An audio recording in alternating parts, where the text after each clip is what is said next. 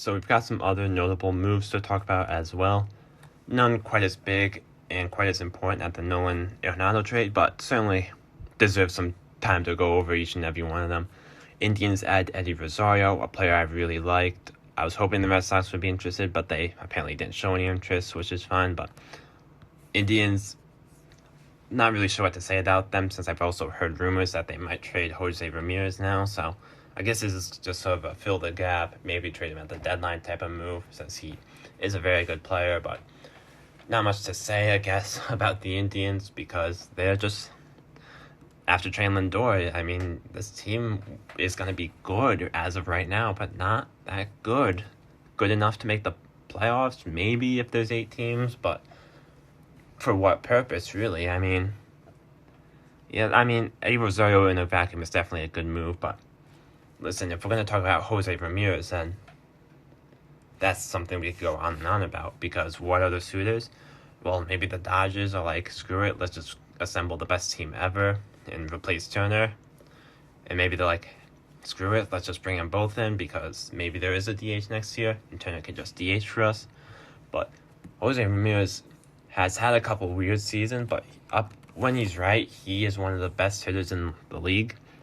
Quite simply, last year batted 292, 1,000 WAR, a little off in 19, only an 800 OPS, but 940 OPS, 957 the year before, and next year he'll only be 28. So this is like still his prime years.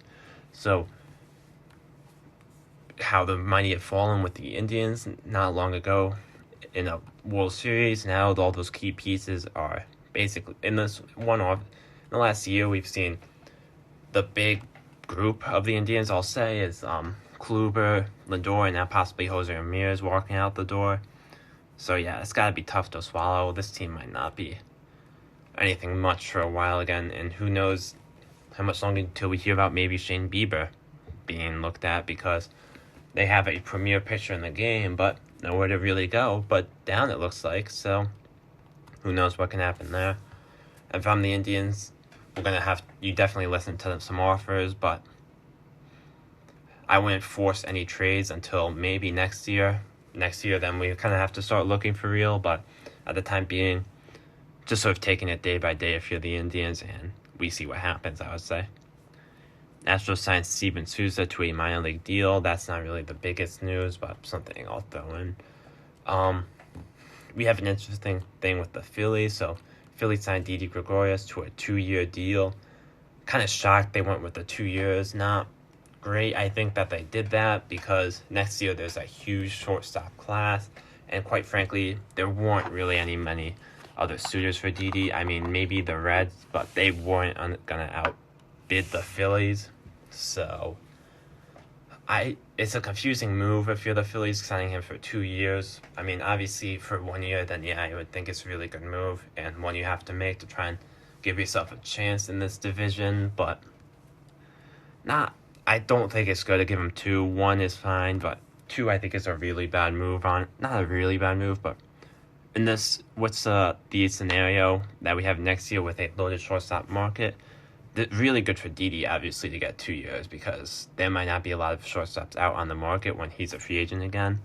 But looking at it for next year, the Phillies could be really upset when one of those guys is just waiting out there, and they could be easily bring him in, feeling confident, but they won't be able to do so. White Sox bring in Carlos Rodon.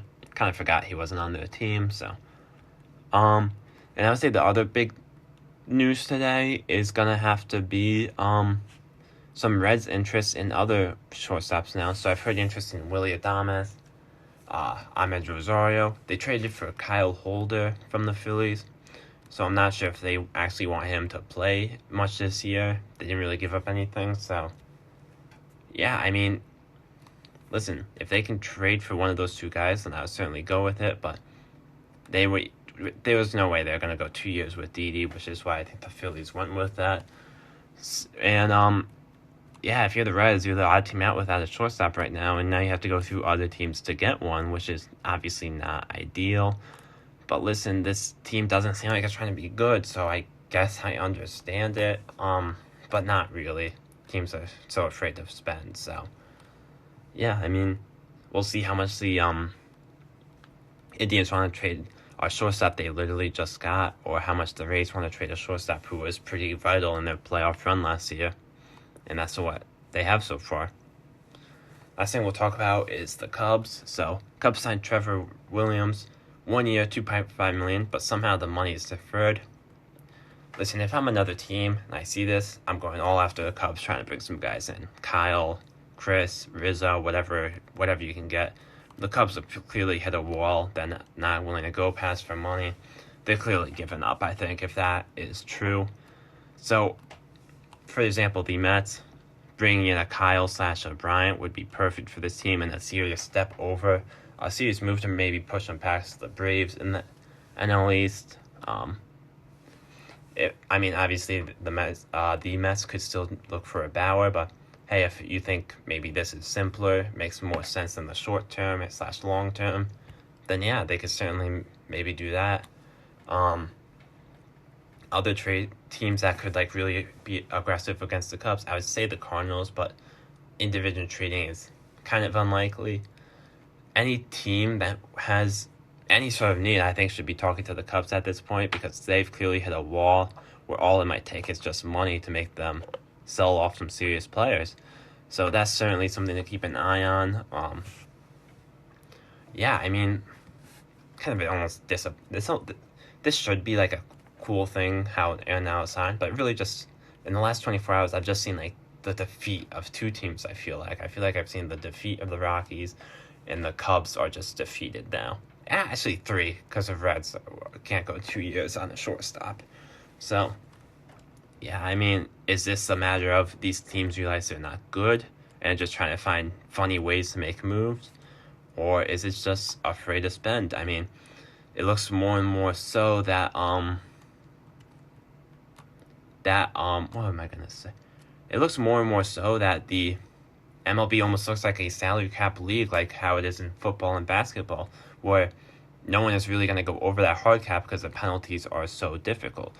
Listen, like Red Sox and Yankees were doing that in the past, but now we see it a little differently. Now the penalties are so bad that teams like the Yankees and Red Sox were doing whatever they could to get it under, so we'll have to see what happens in the future if any teams do ever decide to push past, or if we kind of just see this league become a salary cap league of sorts, where we have few and far examples of teams going over the cap.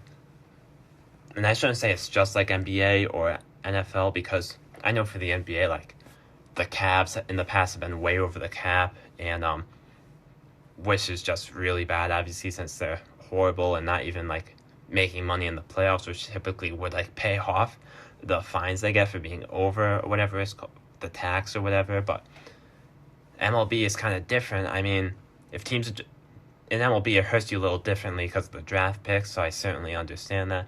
The problem is now in the MLB, you also get hurt by signing free agents too, so we're kind of pushing both ways now. I mean, I know it's really just to help the teams that have lost those players, but well, now you're being punished for playing too much money, but then you're also being, I don't know how to describe it. I mean, this is really just hurting the bigger teams, I guess, but this is kind of almost encouraging the not sign market that the MLB is stuck in. I'm not sure how much it's going to help them, but I guess in a way it is the best way to keep competitive balance, but it's certainly not the greatest if you are a fan just looking to see some big moves happen. And this environment the MLB in is kind of killing that. So, yeah, just to summarize, Nolan to the Cardinals, embarrassing for the Rockies. Didi to the Phillies, embarrassing for the Reds. Cubs, embarrassing. Just kind of an embarrassing day for a few teams. So, yeah.